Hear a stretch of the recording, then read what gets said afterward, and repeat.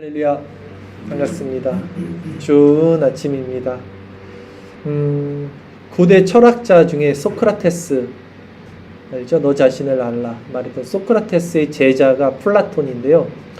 이 플라톤은 그 스승의 사상을 이어받았어요. 그래서 세상을 둘로 나눠서 봤습니다. 플라톤은 하나는 보여지는 세상인 현상, 그리고 또 하나는 그 현상의 실체인 이데아로, 보이지 않는 세상, 실체, 이데아로 이렇게 나눴습니다. 이데아는요, 현상 밖의 세상이에요. 모든 사물의 원인이자 본질로서 존재합니다.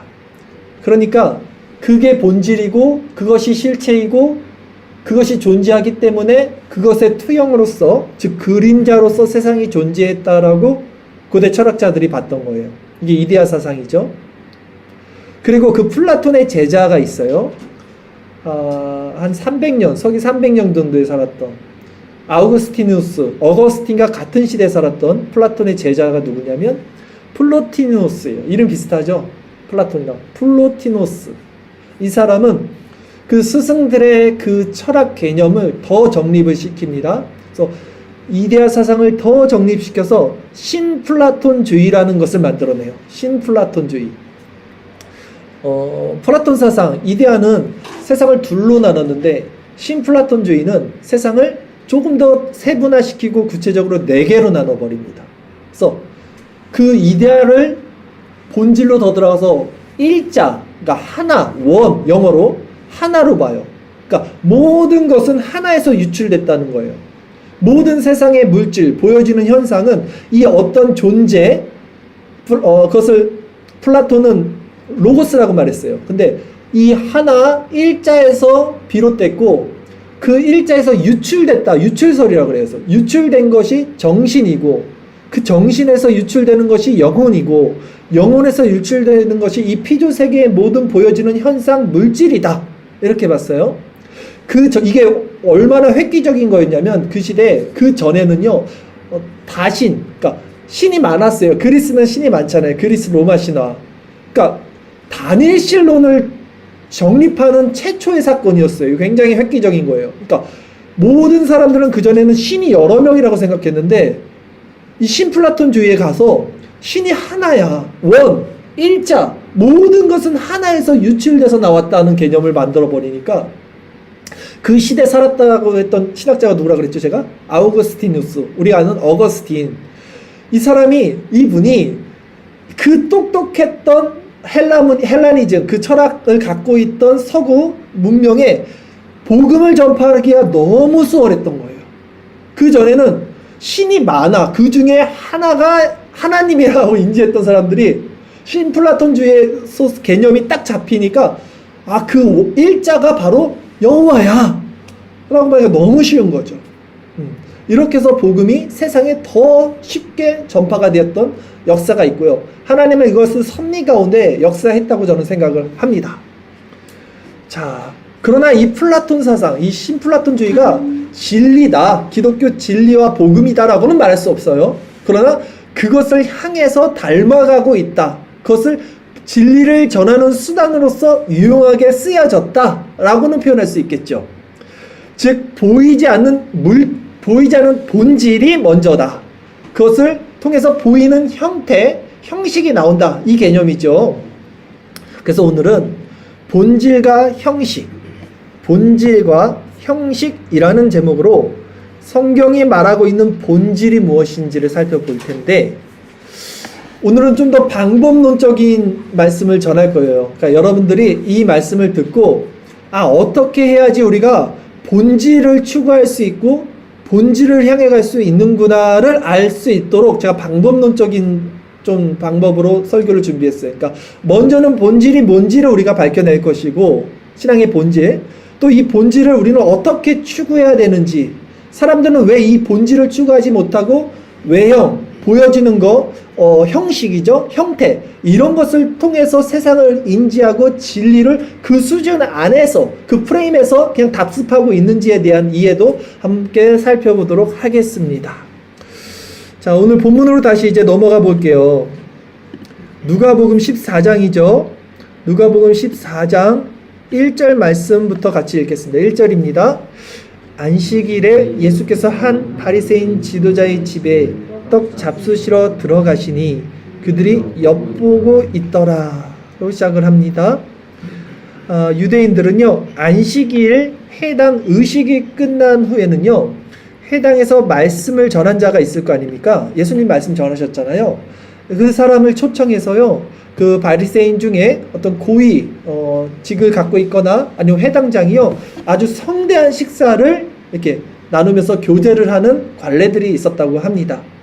예, 우리도 주일날 식사하는 것처럼 이들도 안식일날 거대하게 식사를 한대요. 아마 그런 중에 지금 예수님을 초대한 거예요. 이 유대 바리새인 중에 지도자라 그랬죠. 수령이라고도 하는데 초대를 받았어요. 그런데 사실 여기에는 어떤 음모가 도사리고 있었던, 음모가 도사리고 있었습니다. 2절 말씀을 한번 볼까요? 어떤 음모가 도사리고 있었을까요? 2절 말씀 같이 읽겠습니다. 주의 앞에 수종병 든 한 사람이 있는지라. 지금 식사하러 갔는데 병자가 한 명 있네요. 그 집에 어떤 병이 있냐면 수종병이라고 합니다. 수종병은요, 고창병이라고도 하는 병인데요. 이 병은 어떤 증상을 갖고 있냐면 얼굴, 팔, 다리가 크게 계속 부어올라서요, 이 살갗이 물러지고 결국 살갗이 썩는, 당시에는 불치병이었어요. 자, 불치병, 당시에 이런 병들 유대인들 어떻게 생각했어요? 하나님의 저주를 생각했단 말이에요. 저거 무슨 잘못을 해서 저렇게 병을 얻은 것이다, 이렇게 여겼어요. 그러면 그 죄인인 사람이 지금 이런 식사 자리에 들어갈 수 있을까요? 없어요. 유대인들은 죄인과 상종하지 않고요, 특히 식사 교제는 굉장히 친분을 의미한다 그랬죠. 이런 자리에 이 사람이 함께 있을 수 없어요. 사실 이 또 회당장, 고위 그 직위에, 그 사람 집에 저주받은 이 사람이 왜 갑자기 여기 등장하는가? 네. 그것을 통해서 우리는 이것이 음모구나, 지금 예수님을 책잡기 위한 어떤 계책, 음모구나를 유추할 수 있어요. 더 확실하게 유추할 수 있는 건요, 우리가 지금 읽었던 누가복음 14장 1절 말씀 후면에는 어떤 말씀이 있습니까? 그들이 엿보고 있다는 거예요. 지금 뭔가를 보고 있어요. 지금 예수님이 어떻게 할까? 왜냐하면 그 전에 이미 서너 차례 누가복음에서도 있었지만 안식일 논쟁이 엄청 많았어요. 안식일에 자꾸 뭘 하시니까, 일을 하시니까 의사들이 이제 꼬투리를 잡아서 지금 계략을 꾸민 것입니다. 근데 예수님이 이걸 간파하셨죠. 그리고 이렇게 말씀을 하십니다. 본문으로 다시 돌아가서 누가복음 14장 3절, 4절, 2절 말씀을 같이 읽겠습니다. 예수께서 대답하여 율법 교사들과 바리새인들에게 이르시되 안식일에 병 고쳐주는 것이 합당하냐 아니하냐. 그들이 잠잠하거늘 예수께서 그 사람을 데려다가 고쳐 보내시고. 아멘. 자, 예수께서 대답하여 뭐라고 합니까? 율법 교사들과 바리새인들에게. 그러니까 이 사람들이 자신을 지금 음모로 이렇게 꾸미고 있다는 걸 간파하셨던 거예요. 율법 교사들과 바리새인들을 향해서 딱 그들에게 이르시되 안식일에 병 고쳐주는 것이 합당하냐 아니하냐. 근데 이 말씀에 지금 바리새인들이 뭐라고 했냐면 잠잠하거늘, 그들이 잠잠하거늘. 근데 이 사람들 왜 잠잠했을까요? 율법 랍비들은요, 율법에 있는 모든 조항들을 더 잘 지키기 위해서 바리새인들이 그것을 세부적으로 계속 나눠서 만들어냈어요. 그래서 600 몇 가지를 만들어냈단 말이에요. 그것을 그들의 전통, 유전이라고도 하죠, 우리가. 그래서 다 지키는 거예요, 지금. 근데 그 규례 중에요, 생명이 위협당했을 때만 안식일날 그 생명을 구할 수 있었지, 그 생명에 위협이 당하지 않을 정도라면 구하면 안 된다라는 규정이 있었어요. 그러니까 만약에 누가 안식일에 팔이 부러졌다고 생각해 보세요. 그럼 이거 치료해도 됩니까? 안 됩니까? 안 돼요. 이게 아파도 다음날 토요일 저녁 6시 해질 때까지는 기다리고 있어야 돼. 안식일 끝날 때까지는. 웃기죠? 그러면 이 지금 수종병 든 자, 지금 엄청 불치병이긴 하지만 당장에 죽는 생명의 지장에 있는 병은 아니었다는 거잖아요. 그러면 이렇게 말하면 되잖아요, 사실. 아니, 그거 내일 고치셔요, 내일. 그거 왜 안식일날 그거 합니까? 내일 고치셔요. 라고 말하면 되는 상황이에요, 사실. 근데 왜 그렇게 말하지 않고 못하고 그냥 잠잠했을까? 이 사람들이 왜 잠잠했을까 여러분? 자, 이제 뭐라 그랬습니까? 이건 율법이 아니에요. 조상의 유전, 장로들의 유전, 그들이 율법을 더 잘 지키기 위해서 세부적으로 만들었던 상황이에요. 사실 원래 율법에는요, 안식일에 병 고치는 것을 금하라는 항목 없습니다. 구약을 다 뒤져보세요. 안식일에 병 고치지 말라는 구약이 없어요. 이게 율법이 아니었던 것. 안식일은 어떻게 써 있습니까? 율법에는요, 엿새 동안은 열심히 일하고 일곱째 날은 너의 거룩한 안식일이니 하나님의 날이니 일하지 말라. 불 피우지 말라. 이 불 피우지 말라는 거 뭐예요? 일하지 말라라는 의미. 이 정도로 다 있단 말이죠. 그렇게 예수님이 지금 이 질문에 이 사람들이 허를 찔린 거예요. 허를. 선뜻 긍정도 부정도 할 수 없는 난처한 상황 가운데 놓여서 당황한 거예요. 지금 갑자기. 예수님은 여기서 멈추지 않고 그들의 그 위선적 신앙을 더 드러내기 위해서 카운터 펀치를 날리십니다. 즉 그들이 지키는 지금 그 장로들의 위전이라 그러죠. 그 율법의 세부 조항들까지도 다시 한번 구체적으로 예를 들어서 너희들은 그런데 이것도 지키지 않잖아. 니네들이 말한 그 장로들의 유전도 너희들은 지키지 않잖아 라고 말씀하시고 지적을 하십니다. 누가복음 14장 오늘 본문 마지막 구절입니다. 5절 6절까지 말씀 읽겠습니다. 또 그들에게 이르시되 너희 중에 누가 그 아들이나 소가 우물에 빠졌으면 안식일이라도 곧 끌어내지 않겠느냐 하시니 그들이 이에 대하여 대답하지 못하니라. 이들은 또 대답하지 못해. 또 꿀먹은 벙어리예요. 왜 그랬습니까? 예수님이 한 번 더 들어가신 거예요. 또 그들에게 이르시되 너희 중에 누가 그 아들이나 소가 우물에 빠졌으면 안식일이라도 곧 끌어내지 않겠느냐. 이게 무슨 말입니까? 야, 저 사람이 네 아들이면 너 그렇게 할 거야? 저 수종병 든 사람 지금 너 아들인데도 너 그렇게 말할래? 고쳐주면 감사합니다라고 할 거 아니야. 고쳐달라고 할 거 아니야. 이 말하는 거야. 그리고 야, 너 양, 너 소 그거 안식일에 그 구렁텅이에 빠져서 죽었으면 그거 네 가만히 있을 거야? 너 끌어내잖아. 이 말씀하는 거야. 그런데 왜 이 병자는 당연히 고쳐야지. 왜 이것은 일이니까 고치지 말라고 하고 그것이 너네 일이면 너는 그것을 지키지 않냐. 이 말씀을 하는 거죠. 그러자 이제 사람들이 할 말을 잃어버렸다 라는 것이 오늘 본문의 내용인 것입니다. 자, 오늘은 이제 말씀드렸듯 오늘은 우리가 이 본문을 통해서 이 사람들 지금 뭡니까? 안식일 규정, 율법이라는 어떤 형식을 지킨다고는 하지만 그 율법의 형식 내면, 이면에 있는 본질을 지금 보지 못하고 있어요. 그래서 예수님께 책망을 받은 겁니다. 그러기에 오늘은 이 본문을 통해서 우리가 본질과 이제 형식에 대해서 말씀을 나눌 겁니다. 오늘 말씀 조금 어려울 수 있어요. 그래서 여러분들이 집중을 하셔야 되고요. 좀 더 영적인 통찰력을 가지고 말씀을 좀 들어주시기 바랍니다. 자, 본질이, 신앙의 본질이 이제 복음이라고 치자면 이 형식은 율법이라고 이해를 할 수 있을 것 같아요. 예. 근데 그러면 뭐 복음이 중요하냐 율법이 중요하냐? 저는 이렇게 말하겠습니다. 중요하지 않은 건 없어요. 둘 다 중요하다. 복음과 율법은 둘 다 중요해요. 왜냐하면 본질은요, 복음은 형식을 필요로 합니다. 우리가 본질을 가졌어요. 근데 이 본질을 나타내려면 이걸 표출할 수 있는 어떤 형태가 있어야 되는 거예요. 이데아를 가졌으면 이데아가 표출되는 이 현상이 있어야 되는 거예요. 이것은 불가분의 관계예요. 떨칠 수가 없어요. 그래서 예수님도 뭐라 그러냐면 이것도 행하고 저것도 저버리지 말아라고 말한단 말이에요. 율법을 물어보는 사람들에게 이것도 행하고 저것도 저버리지 마라. 그러니까 복음과 율법, 본질과 형식은요 하나지 이거를 따로 떨어뜨려서 볼 수는 없다는 거예요. 그리고 형식, 이 형식 또한 율법 또한 본질을 담고 있을 때만 참된 모습을 갖추게 됩니다. 즉 본질을 담지 못한 형식은 어떻게 됩니까? 곧 외식과 위선으로 전락해버리게 됐죠. 이 본질이 없는데요. 껍데기만 있는데요. 안고 없는 찐빵은 찐빵이 아니잖아요. 제가 크림빵을 좋아하는데 크림빵 언제 한번 먹었더니 한 반을 먹었는데도 크림이 안 들어있는 거야. 아, 크림 없는 크림빵은 크림빵이 아니야. 속상해서 열어봤더니 이만큼이 끝에 뭉쳐있네. 이걸 비볐어야 되는. 아, 죄송합니다. 어쨌든 지금은 저는 뭐 밀가루 먹지 않지만 안고 없는 찐빵이 아니에요. 복음 먹는 율법은 율법이 아닙니다. 본질을 갖고 있는 형식이 중요하죠. 그러나 형식은 꼭 필요하다. 이 말씀 드린 거예요, 제가 지금.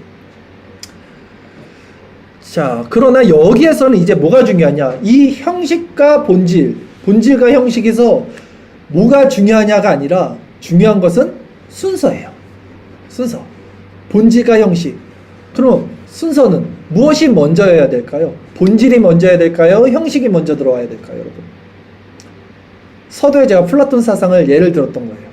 본질이 먼저 존재해야지 본질에서 형식이 나오는 거예요. 신플라톤주의도 일자가 있기 때문에 일자에서 유출된 현상계가 존재하는 거예요. 본질이 먼저라고요. 본질. 그러면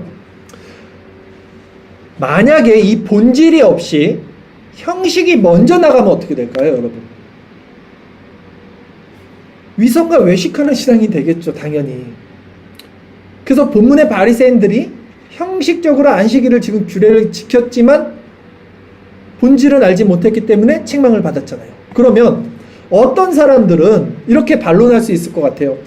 그래도 아니 본질이 없어도 신앙의 어떤 그런 아주 신령한 그 본질을 몰라도 그냥 먼저 형식을 갖추면서 신앙생활을 하면 그래도 예배 나오고 교회 나오고 이렇게 형식을 갖추다 보면 언젠가는 그래도 본질이 생길 수 있지 않을까요? 이렇게 반문할 수 있겠죠. 뭐 그럴 수 있어요. 저도 그럴 수 있다고 생각합니다. 그렇지만 결론은 뭐냐? 결국 본질을 가지고 있어야 된다는 거예요. 즉 본질이 먼저라는 거예요. 이거는 변하지 않아요. 그렇죠? 본질이 중요한 거예요. 그래서 오늘 우리는 이 본질에 대해서 살펴볼 겁니다. 그렇다면 여러분, 이 신앙의 본질이 무엇일까요? 이것이 오늘 설교의 가장 큰 주제, 핵심입니다. 그 전에 먼저 너무 처음부터 정답을 말하면 재미없으니까 사람들은 왜 본질이 아닌 형식에 주목하여 신앙생활을 하게 되는 것인지에 대해서 먼저 말씀을 드리면서 제가 빌드업을 시킬게요. 설교를. 사람들은요 외식하는 신앙을 한단 말이에요. 우리 아까 오다가도 얘기했잖아요. 왜 형식, 보여지는 거, 이 형태 이런 거에 주목해서 그것을 기준으로 삼아서 신앙생활을 하냐. 그 이면에 보여지는 있는 그 본질을 왜 간파하지 못하냐라는 거죠. 이거에 대해서 말씀을 드릴게요. 많은 사람들이 본질이 아닌 이 형식, 즉 율법적인 그 형태에 주목하여 그것을 기준으로 삼고 신앙생활하는 이유는요 간단합니다. 본질은 눈에 보이지 않아요. 그런데 형식은 눈에 보여요. 딱 이거예요. 사람들은 쉽게 살아가는 걸 원해요. 그러니까 눈에 보이는 것을 기준으로 삼고 살아가는 거예요. 예를 들어 볼게요. 주일 예배 참석 눈에 보입니까 안 보입니까? 보여요. 그러나 참석했지만 지금 딴 생각하고 있음 눈에 보입니까 안 보입니까? 안 보여요. 우리 따라 이러면 말 못하고 혼날까봐. 자, 아니 그러니까 고로 사람들은요 나 지금 예배 드렸다는 거예요. 왔다는 거예요. 여기 눈에 보이는 형식으로 그 사람의 신앙이 판단돼요.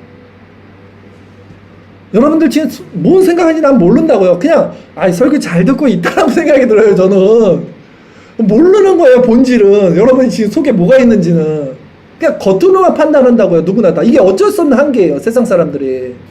그러니까 일단 예배 참석하고 본질이 어디에 있든지 그래서 두 번째 문제가 되는 거예요. 사람들한테는 이 원리로 사람들이 신앙생활을 해요. 어쩔 수 없다고요. 이게 어쩔 수 없어요. 이거는. 그리고 이렇게 삶도 살아가죠. 똑같은 원리로. 그러나 실제 형식은 있지만 이런 형식은 있지만 우리 마음 자체가 지금 이 예배 자리에 없다면 그 형식은 어떻게 됩니까? 곧 외식이 되죠. 외식. 이것이 무서운 거예요. 이것이. 네. 사람의 눈은 속일지 몰라도요. 하나님은 마음의 중심을 보신다고요. 우리는 우리 자신도 속일 수 있어요. 나 지금 예배 드렸어. 근데 우리는 그것으로 우리의 본질의 눈을 볼 수 있는 게 아니에요. 하나님은 중심을 보십니다.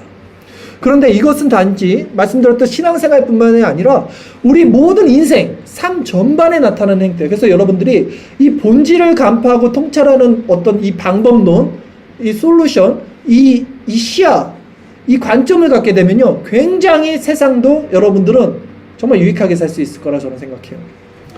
우리는 삶에서 일어나는 많은 현상들과 문제들을 본질이 아닌 형식으로 바라보고 살고 있어요. 똑같은 원리입니다. 무슨 말입니까? 보통 사람들은요, 보여지는 것을 통해서 사고합니다. 보여지는 것을 통해서 생각한다고요. 그것으로 판단합니다. 근데 그것은 사실 이미 만들어진 시스템이에요. 그리고 만들어진 시스템 위에서 우리는 사고한다고요. 무슨 말씀인지 아세요? 그것을 우리가 다 분해해서 처음부터 그 원리로 쭉 들어가서 시작점에서 생각하는 게 아니라 이미 누군가가 구축해 놓은 세상의 시스템이 있어요. 우리가 태어나자마자. 그 위에서, 그걸 전제로 삼고 그 위에서 사고하고 있어요. 모든 사람들은. 그렇잖아요. 예를 들을게요.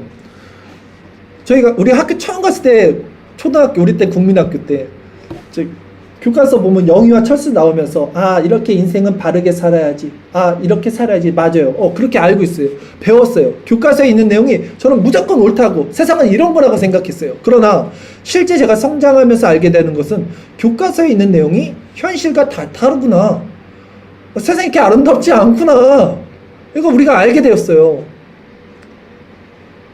그리고 또 점점 커가면서 중학교, 고등학교 가면서 교과서에 있는 내용이 꼭 정답은 아닐 수 있구나. 한 사람의, 한 부류의 견해일 수도 있구나. 그 세력이 커서 그냥 거기에 실린 거일 수도 있구나. 그 내용들이. 이런 것들이 있는 거예요. 그 진화론도 마찬가지잖아요. 하나의 썰인데도 불구하고 그것이 정설로 그냥 판정이 돼서 우리는 그냥 원숭이가 사람 되는구나로 알고 그냥 배우는 거예요. 그러나 학계나 과학자들은 그거를 누구도 정설로 바라보지 않잖아요. 하나의 그냥 설로 보잖아요. 근데 우리는 그렇게 사고를 하고 있다고요. 그렇게 배운다고요. 자, 그러니까 사람들이 왜 그러냐면 그런 것에 모두 다 순응하고 있어요. 그냥 다 순응하니까 나도 아무 생각 없이 따라가는 거예요. 나중에 제가 오늘 쓴 칼럼을 한번 보세요. 사람들이 그냥 다 움직이면 왜 움직이는지도 모르고 그냥 따라가는 거예요. 우선 따라가야 될 것 같은 거예요. 다 움직이니까 마치 또 사람들이 많으면 그냥 그 집 가는 거예요. 뭔가 있을 것 같으니까. 제가 설교를 준비하다가 좀 유튜브를 검색할 게 있어서 제가 모르는 분야에 대해서 검색을 하면 어떻게 되는지 아세요, 여러분? 무조건 구독자 많은 컨텐츠부터 보게 돼요, 저도요. 어쩔 수 없어요. 왜냐면 구독자 없는 그 컨텐츠는 왠지 믿음이 안 가. 구독자가 우선 많고 조회수가 많으면 그래도 많은 사람들이 봤으니까 이게 맞겠지라는 걸 갖고 있다고요. 식당도 마찬가지고 교회도 마찬가지인 거예요. 그래서 우리가 인기가 없는 거잖아요. 안 보는 거예요, 사람들이. 아무리 잘해도. 왜 이런 얘기를 했을까? 그러나 무슨 말이냐면 여러분, 우리는 이런 식으로 세상의 시스템에 길들여졌다라는 것을 저는 말씀드리는 거예요. 이 너무 익숙해졌다는 거예요.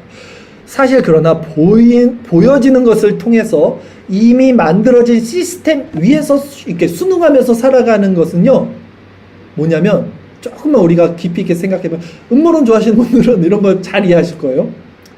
누군가가 이미 정해놓은 틀에 갇혀서 노예처럼 살고 있는 거예요. 사실 이 모습은요. 저는 지금 사회 질서를 무너뜨리자 이거 얘기하는 게 아니라, 영적으로 이 세상을 지금 누가 장악하고 있는지, 이 세상이 어떤 방식으로 지금 움직여지고 있는지, 이 세상의 흐름이 어디를 향해서 가고 있는지를 우리가 분별해야 된다는 말씀을 드리는 거예요, 여러분. 그리고 그것과 우리는 다른 정체성, 다른 본질을 가지고 있어야 된다는 말씀을 지금 드리려고 하는 거예요.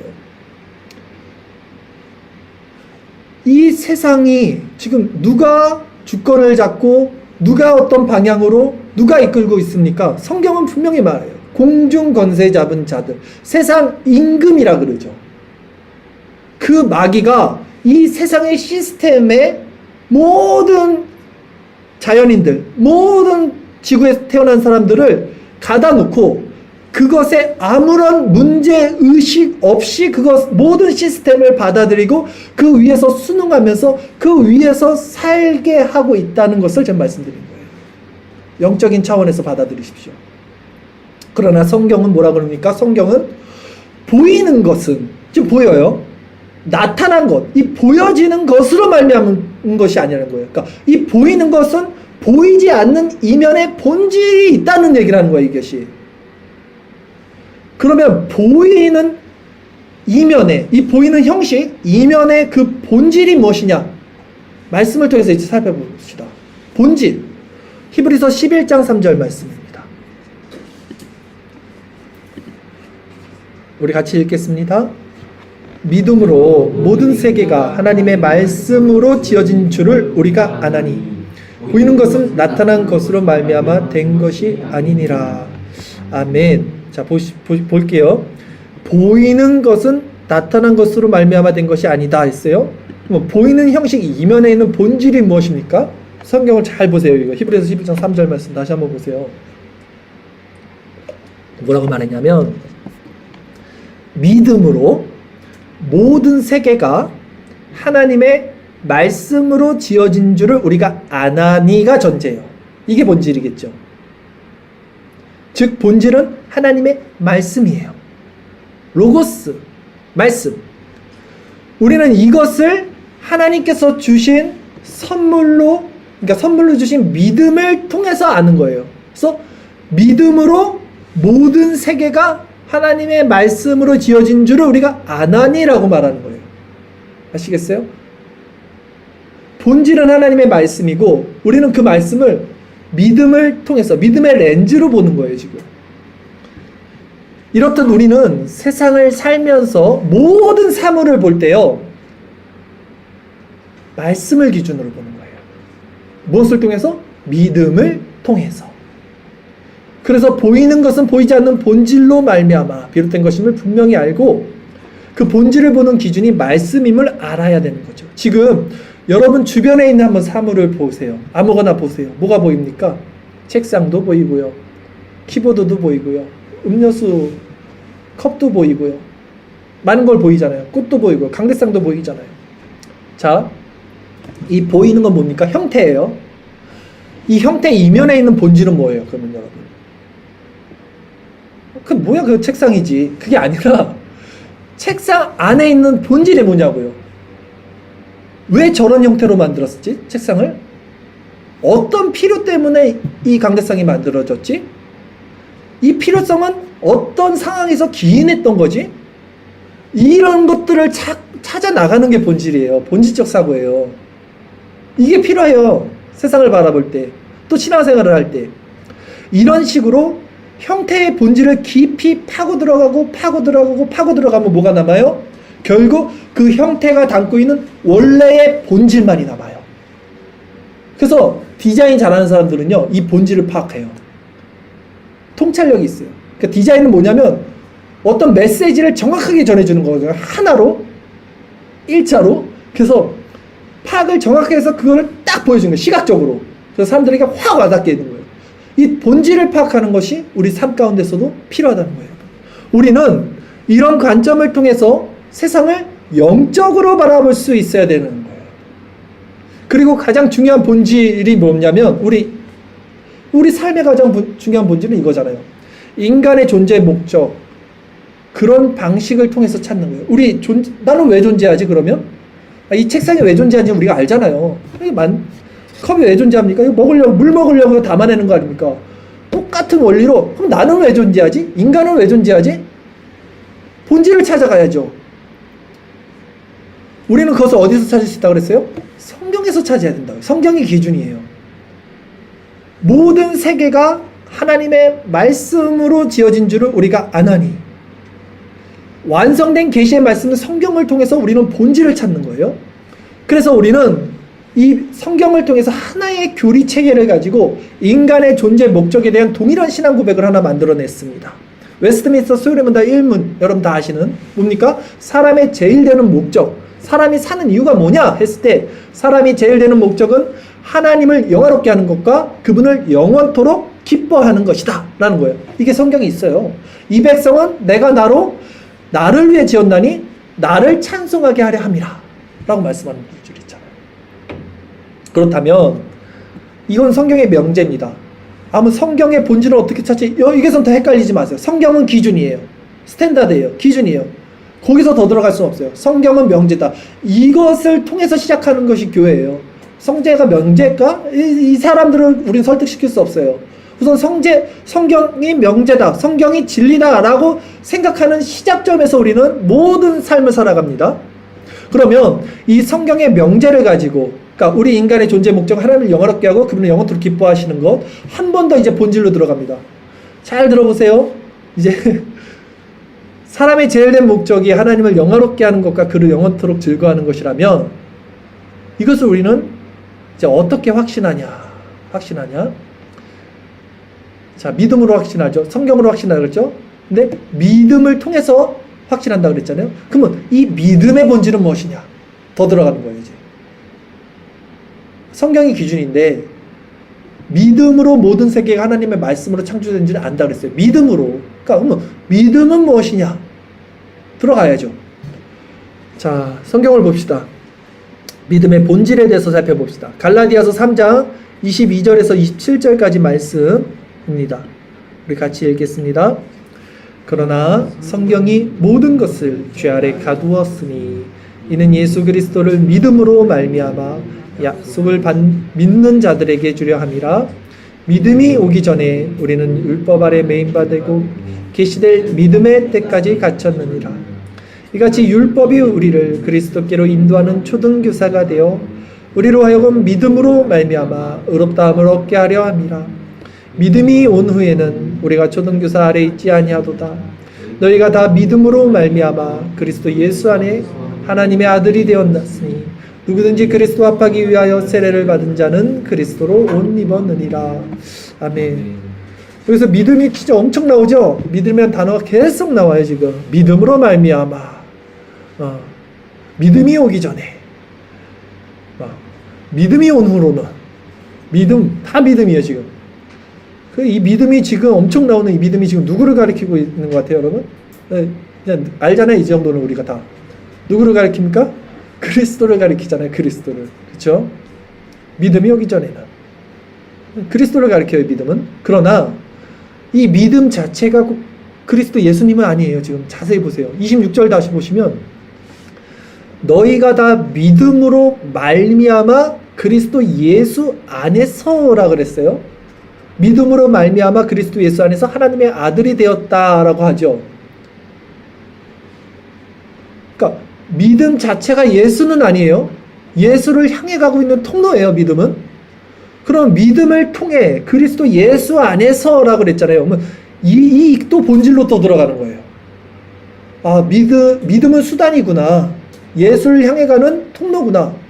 그러면 그리스도 예수 안에서라는 이 본질은 무엇이냐? 라는 거예요. 그리스도 예수 안에서. 이것이 무슨 의미인가? 27절 보시면 나와요. 오늘. 누구든지 그리스도와 합하기 위해 세례를 받은 자는 그리스도로 옷 입었느니라 라고 말했죠. 그리스도 예수 안에서라, 인크라이스트, 이거는 그리스도의 연합을 의미하는 거예요. 지금 그리스도와 합하기 위해 연합, 세례를 받았다 그랬어요. 자, 그리스도의 연합, 이것이 바로 신앙의 핵심적인 본질이에요. 여러분, 유니온 크라이스트. 아, 결국 또 그 얘기하는 거구나가 아니라 그리스도의 연합은요, 우리가 그렇게 쉽게 여길 만큼 가벼운 내용이 아닙니다. 이것은 너무나 큰 신비. 다만 우리가 이 그리스도의 연합의 본질에 다다르지 못했기 때문에 결국 그것을 형식으로만 이해하고 지금 신앙생활하고 있는 거예요. 우리는 지금. 우리가 이 그리스도의 연합까지 지금 가고 있는데 이 연합을 실제 알면요, 이 본질을 알면요, 완전히 달라져요. 우리가 지금 달라지지 않는다는 것은 아직 이 그리스도의 연합을 본질이 아니라 형식으로 지금 인지하고 있기 때문이라는 거예요. 제 말은. 그러면 한 번 더 본질로 들어갑시다. 그리스도의 연합이 또 뭐냐? 그러니까 이런 식으로 들어가는 거예요. 모든 우리 삶도 마찬가지고 신앙도 마찬가지고요. 계속 형식에서 본질로. 그리스도의 연합이 뭔지 우리 생각해 봅시다. 27절 말씀으로 가야죠. 또 누구든지 그리스도와 합하기 위해, 이게 그리스도의 연합이에요. 합하는 게 세례를 받은 자라고 그러죠. 세례는 뭘 의미합니까? 죽음이에요. 그리스도의 연합은 즉 내가 십자가에서 죽는 거죠. 이게 그리스도의 연합이잖아요. 세례를 받는 거. 그래서 회심, 그리스도의 연합된 중생과 회심 후에 남은 인생이 이제 자신의 인생이 아님을 실제 알게 되는 거, 이게 그리스도의 연합입니다. 이게 신앙의 핵심이에요. 이제 여기까지 들어온 거예요. 지금 신앙의 본질이. 자, 그래서 나는 죽고 그리스도로 옷 입는 새로운 피조물로 그분이 주신 생명 안에서 사는 상태, 이게 신앙의 본질입니다. 다시 한번, 나는 죽고 그리스도로 옷 입는 새로운 피조물로 그분이 주신 생명 안에서 사는 상태, 이것이 그리스도의 연합, 이것이 신앙의 가장 핵심적인 본질. 여기까지 우리가 들어왔어요. 그러면 이제 여러분은 우리의 형식이, 그러니까 우리의 이제 신앙의 행태가 이 본질을 담고 있는지를 점검해 보셔야 돼요. 이제 나 그거 이제 이해했어요가 아니라, 지식적, 의지적 동의, 관념적 동의가 아니라, 지금 우리가 들어갔던 이 본질, 그리스도의 연합이 실제 여러분의 삶과 비교를 해보는 점검이 들어가야 된다고요. 자, 우리가 아침에 말씀 묵상을 하잖아요. 요즘 사울을 살펴본단 말이에요. 사울이요, 하나님이 진멸하라는 그 아말렉 그 종에 뭘 남겨놨습니까? 아가왕 남겨놨죠. 또 그 살찐 거 남겨놨죠. 왜 그랬습니까? 뭐 겉으로는 변명으로 하나님께 드리려고 했다고 하지만 그 속내, 그 본질은 뭡니까? 자기 유익을 위해서잖아요. 자기 명예를 위해서, 자기 유익을 위해서. 사울은요, 보여지는 형식을 추구하며 그것을 기준으로 삼아 사는 모든 인간들을 대변하는 사람이에요. 사울의 모습을 보면요, 굉장히 형식적이에요. 보여지는 걸 중요시해요, 사람들한테. 네, 본질을 들어가지 않고. 그래서 이 보여지는 신앙의 아주 대변하는 자가 사울이에요, 제가 볼 때는. 그러면 우리가 이런 형식적이고 율법적이고 위선적이고 외식하는 신앙생활이 되지 않으려면 이제 어떻게 해야 될까? 아까 말씀드렸어요. 그리스도의 연합이 실제 나와 어떤 삶에 어떤 갭이 있는지를 비교, 분석, 점검해 봐야 됩니다. 자, 하나님을 위한다는 명목하에 나를 위해 남겨둔 모든 것을 찾아야 돼요, 우리도. 그래서 그것을 사무엘이 그 아각을 찍어서 쪼개잖아요. 우리도 찍어 쪼개는 작업을 해야 되는 거예요. 그래서 묵상이 중요해요. 그래서 묵상. 인간의 속성을 계속해서 분석하고 점검해서 내 자신에 있는 그런 남아있는 그 겉에 위선을 계속해서 파헤치는 거예요. 그래서 본질로 들어가는 그리스도로 뭐를 통해서? 말씀과 믿음을 통해서 그 내면의 본질을 찾아나가는 게 신앙생활이에요. 우리가 얼마나 그리스도와의 연합, 이게 가장 큰 본질이라고 했어요. 유니온 크라이스트와 이 신앙의 본질과 멀리 떨어져 있는 이런 형식으로 신앙생활하고 있으면서도 그것이 형식인지조차 인지하지 못하고 사는지에 대해서 제가 다시 예를 들어서 설명할 거예요. 지금 오늘 말씀이 굉장히 형이상학적이고 어려워서 제가 예를 많이 드는 거예요. 여러분들이 이해할 수 있게. 아침에 일어나요. 우리가 아침에 다 일어났잖아요. 그 하루가 누구의 것입니까, 여러분? 관념, 지식, 동의 이거 하지 말고요. 실제적으로 여러분이 실체가 돼서 실질적으로 살아가는 거, 느끼는 거. 내가 그 하루 인생의 주체가 됐잖아요. 그것이 신앙의 형식이에요. 아니 그게 뭔 소리야? 그게 왜 형식이야? 그럼 본질은 뭘까요? 본질. 나의 것이란 인식이 없어야 돼요. 그게 그리스도의 연합이라고 했잖아요. 제가 세례를 받는 거, 그리스도와 내가 십자가에 못 박혀 죽는 거. 그러면 왜 하루가 나의 것이죠? 왜 내가 주체가 돼서 주인이 돼서 그 하루를 살아야 되죠? 나는 그리스도와 십자가에 못 박혔는데 이게 본질인데, 그러니까 사실 그것이 그 사람에게 실제가 아닌 거예요. 이거는요. 그리스도의 연합을 우리는 말하지만 실제 그리스도의 연합이 되지 않은 상태가 이렇게 드러나는 거예요. 계속해서 보는 거예요. 우리는 말씀을 통해서 내가 하나님을 섬기고 있다고 하지만 아직도 내가 얼마나 많이 여전히 내 안에 내 것을 남겨두고 사는 사람이지. 사울처럼 아각과 뭐 번제 드릴 걸 다 남겨두고 하나님을 위한 것이라고 으스랄 떨면서도 사실은 나의 유익을 구하는 자들인지, 그것을 점검하는 것, 이것이 죄각성이고요. 이것이 신앙의 본질을 찾아가는 길이고요. 우리가 계속해서 내면을 점검하면서 말씀 묵상을 해야 되는 이유라는 거예요. 사람들을 보면요, 이 본질이 아닌 형식에 묶여서 헤어나오질 못해요. 자연인들은 말도 할 것도 없고 그냥 그들은 그냥 그렇게 사는 거고요. 신앙인들도 헷갈리고 맨날 이거를 못하는 것을 봅니다. 신앙도 삶도 모두 너무 근시안적이에요. 사람들의 삶을 보면 근시안적이에요. 정말 나타나는 현상을 통해서 그냥 모든 것을 판단해요. 오늘 본문의 바리새인들도 마찬가지고요. 그리스도는 거기서 이런 형식에 묶여있는 자들에게 자유를 주시기 위해서 본질을 우리 안에 주신 분이잖아요. 지금까지 저는 어떤 말씀을 드리냐면 신앙의 본질을 찾아나가는 것이 중요하다는 관점에 대해서 여러분들에게 말씀을 드렸습니다. 보이는 것은 나타나는 것을 말미암은 것이 아니다. 믿음을 수단으로 삼아서 그리스도를 주체로 성경 말씀을 기준으로 우리는 말씀 묵상을 통해서 계속해서 점검을 해 들어가야 된다. 네, 이 말씀을 드렸어요. 더 들어가서 그리스도의 연합에 대해서 말씀을 한번 드렸고요. 그리스도의 연합은 내 자신의 겉사람이 죽는 것이다 라는 것을 성경을 통해서 확증을 해드렸습니다. 그리고 그것이 실제가 되는 것은 또 다른 문제이기 때문에 우리는 계속해서 자신을 점검해야 된다. 이 부분까지 말씀을 드렸습니다. 자, 이제 말씀을 정리하면서 제가 한 번 더 여러분들에게 질문을 던질게요. 이제 먹고 사는 문제, 먹고 사는 거, 이 문제는 본질입니까? 형식입니까? 신앙의 본질입니까? 형식입니까? 형식이잖아요. 그쵸? 비본질이잖아요. 형식이에요. 왜 그럽니까? 성경으로 가야죠. 성경에는 무엇을 먹을까 마실까 염려하는 것은 이방인들이 구하는 것이라고 그랬어요. 그런 것들 너에게 다 있어야 될 줄 하나님이 안다 그랬어요. 본질을 구하라고 그랬어요. 먼저 그의 나라와 의. 그 본질이죠. 그쵸?